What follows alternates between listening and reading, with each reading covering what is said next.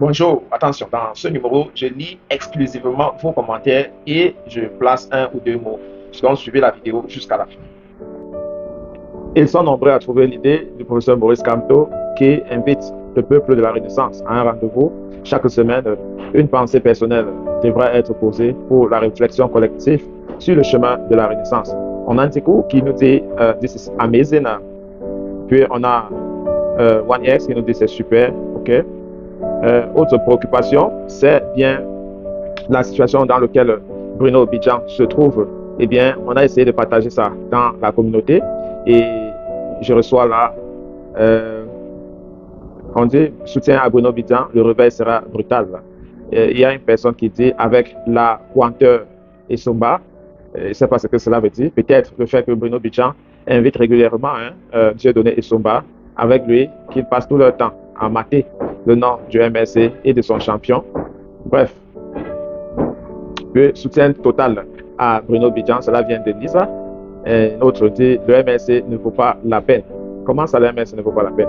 Vous vous réjouissez du malheur de Bruno Bidjan. Quelle honte pour vous, parti tribaliste. Vous sentez là quelqu'un qui est véritablement enflé dans la haine et voir le problème à travers le MRC. Eh bien, cela n'engage que vous. Et les commentaires, notre commentaire sur Camto nous invite pour la réflexion collective.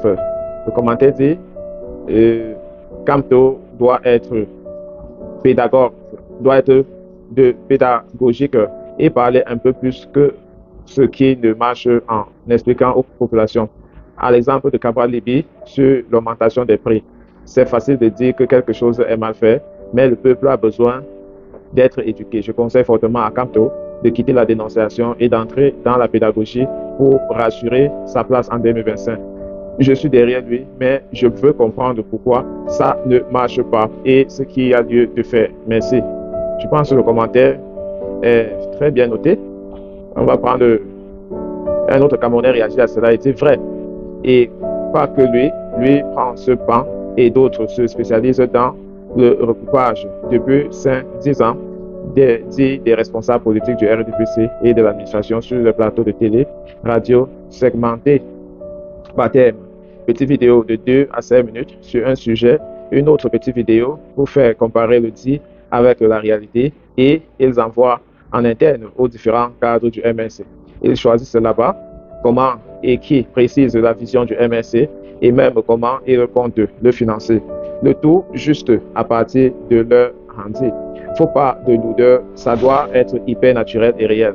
Ils diffusent en manquant pas de reconnaître ce qui a été bien fait, à chaque fois faire un screenshot d'actualité de ce qui est positif et ce qui est négatif. Il faut vraiment une approche pédagogique et visuelle très dense dès maintenant. J'espère que Cyril nous lit et qu'il fera remonter l'information. Il faut mettre une équipe de déterreurs d'archives et monteurs de vidéos rapides et efficaces. Ça, c'est formidable. Un autre idée, je te rappelle que le compte personnel du MNC est bloqué par le gouvernement et même si une approche citoyenne, je ne pense pas qu'une personne avec cette tendue aimerait bien travailler gratuitement, puisque pour faire tout ce grand travail, il faut une somme colossale. À lui de répondre, sa place est assurée depuis, il a grandement bossé pour ça. Ton approche est constructive, mais le grand pauvre travaille énormément. Il doit se préoccuper de sa famille, des bureaux installés de tout part, des prisonniers politiques, de son influence à l'extérieur. On ne peut que croiser les doigts que son approche touche plein grand nombre qui peinent à le faire confiance. Et de plus, Cabral Déby est un opposant qui ne touche pas assez les choses sensibles de l'État.